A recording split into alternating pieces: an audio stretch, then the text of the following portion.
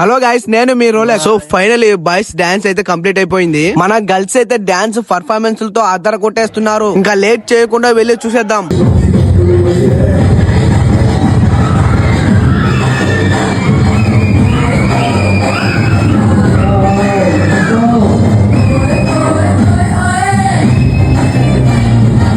అబ్బబ్బబ్బబ్బా, ఏం చేస్తున్నారు మామ. శ్రీలీల సమంత అంత కాకపోయినా వాళ్ళ స్టైల్ అయితే దుమ్ము దులిపేస్తున్నారు. బాయ్స్ గర్ల్స్ అయితే కేకలతో వీళ్ళతో ఫుల్ ఎంకరేజ్మెంట్ అయితే చేస్తున్నారు.